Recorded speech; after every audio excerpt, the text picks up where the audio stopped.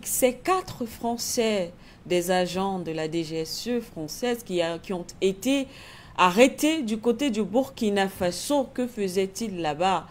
Alors, ils sont accusés d'espionnage au Burkina Faso, alors que aujourd'hui les relations entre la France et justement ce pays sont au point mort. Que font ces agents sur le sol burkinabé? Que veut la France au Burkina Faso? Quelle était justement leur mission de ce côté-là? Sylvain de Bogou, 4 Français arrêtés, justement, ils sont accusés par les autorités d'être des agents de renseignement venus d'emmener des actions d'espionnage du côté du Burkina.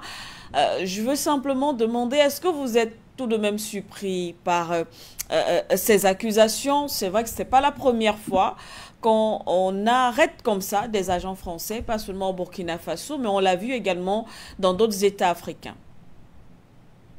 Merci. Personnellement, je ne suis pas surpris par ce qui se passe, par la présence de ces espions français arrêtés au Burkina Faso. Tout en passant, je voudrais dire vraiment un grand bravo à l'autorité burkinabé qui a déployé ses moyens pour arrêter en tout cas ces espions français. Oui, la France n'est pas prête à accepter le cours de l'histoire qui s'impose aujourd'hui, qui s'impose à elle. La France n'est pas prête à accepter que l'Afrique se libère et que un jour l'Afrique et cette France-là se retrouvent sur une table pour négocier d'État en État. Et voilà, voici des points que la France n'est pas prête à accepter. La France et ses alliés, lorsqu'on parle de la France, c'est pas la France seulement, c'est la France et ses alliés. Voilà. Donc, il faut toujours continuer à créer la chienlit au sein de ces nations. Il faut créer l'implosion au sein de ces nations. Il faut aller corrompre, en tout cas, je dirais, certains groupes de la population pour créer ce qu'ils ont toujours appelé la révolution, la contre-révolution. On les voit sur leur propre continent. On a vu ça en Ukraine, la révolution orange un peu partout. On a vu ça un peu partout. Donc, on a vu comment ils ont démantelé l'ancienne Yougoslavie qui est devenue aujourd'hui des petits pays un peu partout qu'ils contrôlent. Voilà. Donc, ils sont prêts, hein, les Occidentaux et en particulier la France est prête à maintenir sa mainmise sur ce qu'elle a appelé sa propriété privée, c'est-à-dire l'Afrique francophone. Donc, ils sont là pour voir là où il faut frapper. Je parle ici en termes militaires, où il faut frapper, là où il faut aller corrompre, là où il faut aller prendre les renseignements, les dispositions sécuritaires même de cette nouvelle, je dirais, République burkinabé, voilà, avec ces nouvelles autorités, où ce qu'il faut corrompre pour également, s'il le faut, assassiner même ces gens-là, parce que la France ne démord jamais, elle est prête à assassiner. Les preuves sont là, plus de 20 présidents africains assassinés par la France, et donc la France est prête, parce qu'elle se rend compte qu'avec ces pays qui s'en vont, c'est son pouvoir qui est en train de s'égrener, elle est en train de perdre du pouvoir sur le plan international, elle est en train de perdre, en tout cas son appui de ces pays qui lui donnaient ce poids de superpuissance sur le plan international. Voilà, donc sans ces pays où elle puise ses matières premières, la France se rend compte que réellement, elle va être vue désormais par ses pairs comme un pays très faible qui n'a pas pu contrôler les colonies ou qui lui donnait ce pouvoir. Donc, madame, vous comprenez que la France, elle va continuer à gêner tous les pays africains, chaque pays africain qui cherchera à se libérer totalement de sa poigne. Et c'est ce qui est là. Donc, pour nous, on n'est pas surpris, on est plutôt content de la vigilance de l'autorité burkinabé et nous les encourageons dans ce sens-là. On rappelle que, voilà, du côté de Paris, il s'agit des fonctionnaires français détenteurs de passeports diplomatiques et de visas qui, selon justement Paris, étaient au Burkina Faso pour réaliser une opération de maintenance informatique au profit de l'ambassade de France. Mais alors, patient par fin d'homme, selon les informations, les autorités burkinabées reprochent notamment à ces 4 Français voilà, une situation administrative non conforme, d'avoir pris également des photos de la présidence ou bien encore de détenir du matériel suspect. Votre avis? Mais je peux presque envie de dire que mais, bon, le vieux Foucault peut se retourner dans sa tombe, qui sont nuls. Ces barbours français qui ne savent même plus comment utiliser les bons procédés pour faire le travail incognito. Parce que là, c'est de l'amateurisme purement et simplement. Vous savez, dans tous nos pays, il y a ce qu'on appelle les honorables correspondants. Ils ne sont pas obligés d'être des militaires entraînés ou bien des babous avec des grosses lunettes noires et des pistolets automatiques, je ne sais pas, ils se frappent là. Mais ce sont l'ensemble de ces individus qui se passent même être dans le privé, dans les professions libérales, dans des choses très éloignées et de la sécurité et de la politique, mais qui en réalité ne font que ça comme job. Alors, la France sait pertinemment qu'elle est dans une position très décalée en termes d'amitié vis-à-vis du Burkina Faso. Tout à fait. Si la France veut envoyer des experts en maintenance informatique pour son ambassade, connaissant l'état des relations très délétères entre le Burkina et la France doit prendre des précautions d'usage pour informer avant, pendant, après, n'est-ce pas, l'exercice de ces agents-là sur le sol burkinabé, et en collaboration d'ailleurs avec l'État de Burkina Faso, pour qu'elles puissent, d'autant là de bonne foi, échapper à une pareille critique. Elle ne l'a pas fait pourquoi? Elle ne l'a pas fait pour 3 raisons, à mon sens. La première raison, le renseignement français, il est complètement capote. Si le renseignement français avait encore de l'ampleur, de la densité, tout ce qui arrive dans la bande sahélienne, ils auraient eu la capacité d'anticiper. Ils n'ont pas eu la capacité d'anticiper sur aucun des cas majeurs. Ils ont tout subi. Ils n'ont fait que subir. D'ailleurs, même entre eux, ça se dit que là, on est en train de perdre la main. Premièrement. Deuxièmement, je crois aussi que il y a ce côté condescendance. On sous-estime la capacité de vigilance, de la sécurité du renseignement burkinabé pour détecter de type de comportement malveillant venant de la France vis-à-vis du Burkina Faso. Troisièmement, à mon sens, ça peut être aussi un test. Ça peut être aussi un test. Ça veut dire qu'ils sont en train de préparer quelque chose de plus lourd. Thierry Breton, on n'a pas encore fait le débat là-dessus. Il est clair, il faut éliminer un. Et celui qu'ils ont ciblé, qu'il faut éliminer, c'est Ibrahim Traoré. Il faut l'éliminer pour casser la solidité du noyau cellulaire, n'est-ce pas, de l'alliance de l'Iptako Gourma. L'alliance de l'État du Sahel, il faut la diviser, il faut faire imploser ce noyau-là. Et c'est lui qui a été désigné comme la cible prioritaire. Donc, à partir de ce moment-là, quand nous voyons des choses comme ça se mettre en mouvement, cela signifie tout simplement que ne rejetons aucunement, même ce qui peut paraître comme des discours de bar, provenant des agents français et de la France. Même comme bavardage de bistrot, il faut qu'on prenne tout au sérieux. Donc pour moi, cette affaire-là démontre, et je suis d'accord avec mon frère de Bogo, que la France n'a pas abdigué. Ah non, elle n'a pas du tout abdigué. Elle reste toujours focus sur son objectif, comment faire pour détruire l'alliance des États du Sahel et pour détruire quelle est la stratégie la meilleure qu'il faudra adopter pour faire mouche au premier coup. Et ça passe par la suppression physique de certains dirigeants. J'ai l'habitude de vous dire que le temps viendra, ça va décrescendo. Même vous et moi, nous serons des cibles privilégiées pour ces gens. Parce qu'ils sont en train de tout jouer là. Ils jouent leur va-tout. En perdant l'Afrique, ils perdent tout. Et ils ne sont pas prêts à l'accepter. L'histoire le montre. Ce n'est pas parce que c'est la France. Ce n'est pas parce qu'ils sont dans une position difficile. Ouais. Tous les empires ont fait pareil dans l'histoire. Tous les empires ont fait pareil. Ils ont eu les mêmes réactions au moment de leur déclin vis-à-vis des espaces qu'ils ont dominés. C'est comme ça.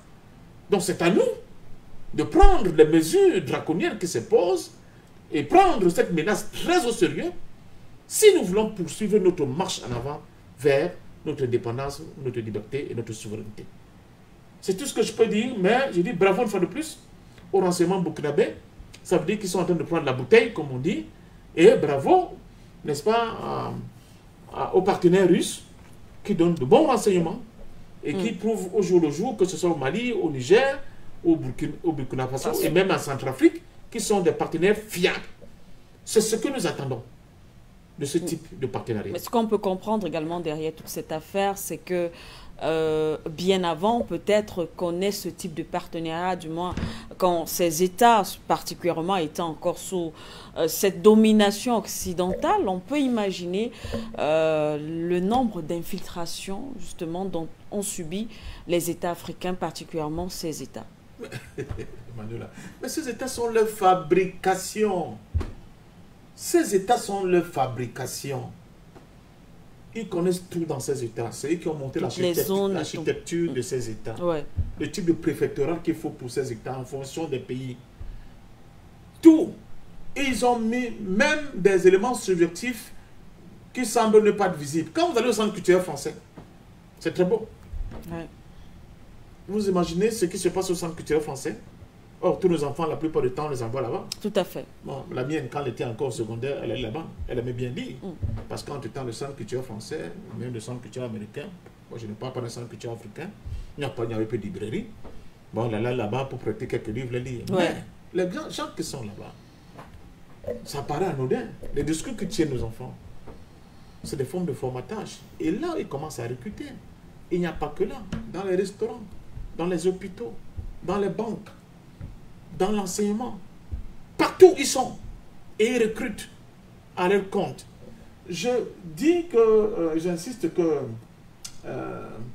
il faudra qu'on fasse un débat sur le Salamine. Parlant du Mossad et de cette puissance, n'est-ce pas, connexe à la franc-maçonnerie juive, qui joue un rôle très important dans la puissance de renseignement de l'État d'Israël. Parce que là, les Africains vont commencer à comprendre de quoi ça retourne. Donc pour la France, il y a des gens ici, Ouais. dans nos pays, qui tous les soirs pondent des rapports, qui atterrissent Tout à fait. à un endroit bien précis et qui servent de relais pour, n'est-ce pas, le correspondant situé à Paris, à Marseille, je ne sais pas où, ou bien à Brazzaville, ou bien. C'est comme ça. Sur l'état, comment va ce pays? Quelles sont les dynamiques nouvelles? Quelles sont les tendances nouvelles? Ils ont des fiches sur tout le monde. Et c'est comme ça que ça marche. C'est pour ça que je continue de penser que la France est vraiment en train de perdre du pied dans le Sahel. Parce que pour qu'elle se fasse prendre comme ça, comme des genoux, cela veut dire tout simplement que l'appareil de renseignement français a été sérieusement entamé. Et qu'elle est en passe d'être détruite. Maintenant, j'ai mis les 3 scénarios en place. Peut-être que c'était un test pour essayer de tester le niveau de réponse dont est capable d'apporter le Burkina Faso dans ce domaine de renseignement aujourd'hui. Merci à vous, Patient Parfendum. On rappelle justement que la France, selon une source diplomatique, le gouvernement a pris acte des procédures judiciaires contre ces 4 Français, mais rejette justement les accusations de ces techniciens. Donc, Paris demande le retour en France sans délai de ces 4 Français. Alors, Sylvain de Bongo, peut-être la réaction française qui demande la libération, le retour immédiat justement de ces 4 Français. Est-ce que vous prenez cela comme une menace? Est-ce qu'on s'attend à une réaction plus ou moins violente de la France. Voilà, comment est-ce que vous interprétez cette sortie de Paris? La France, l'Élysée, j'allais dire, est toujours restée dans le passé. La France est dépassée par les événements, par l'histoire moderne que les Africains sont en train de mettre en place. Malgré le courroux, bien en tout cas la collecte, tout ce qu'ils veulent venant de la France. La France se croit toujours être propriétaire du volant qui conduit vers la liberté ou bien vers la paix.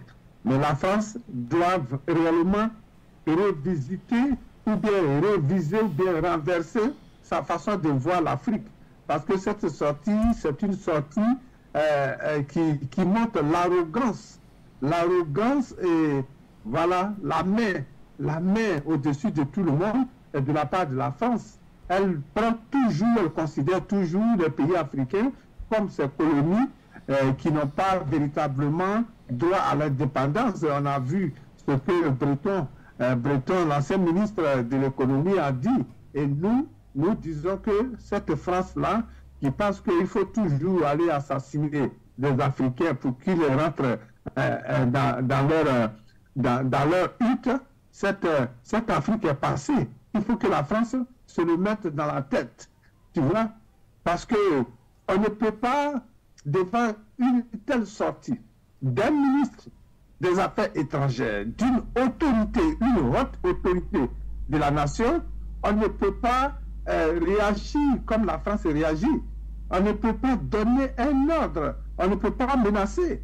Il faut plutôt aller à une table de négociation. Lorsqu'on sait que les relations qui sont sur place ne sont plus en votre faveur, ce ne sont plus les relations de Béni, oui. Et donc la France aujourd'hui est déphasée. La France, elle a l'ENA qu'on nous a distribué n'importe comment sur le continent africain, leur école, mais je pense qu'ils n'ont plus d'hommes politiques, la France. La France n'a plus d'hommes politiques. La France a simplement des envoyés des sociétés secrètes et des banques patronnés par Macron lui-même, donc qui sortent lorsque les banquiers et les sociétés secrètes cliquent les doigts, ils viennent payer, en tout cas devant les téléviseurs. Sinon la France, normalement, ne devait pas intervenir comme ça, et que pour nous, elle est en train de montrer son visage hideux, de sa politique hideuse en même temps. Donc, la France est affaiblie, elle veut se donner du poil de la bête, mais elle s'expose en procédant ainsi, parce que cette menace-là ne va pas vraiment triompher. L'autorité burkinabé doit poursuivre, en tout cas, continuer la procédure. Elle doit écouter ces 4 Français, ces 4 espions, ce qu'ils sont venus faire réellement, pour que réellement on sache où on doit aller, s'il faut les garder en prison ou pas. Je pense qu'il faut vraiment les coincer pour qu'ils partent. Merci une fois de plus à vous, Monsieur de Bourgou. Monsieur Sidi, vous êtes au Bénin, on rentre au standard avec vous. Bonsoir.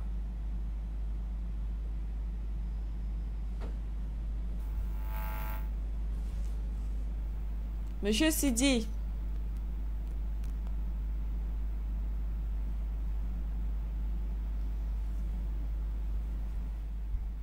Allô?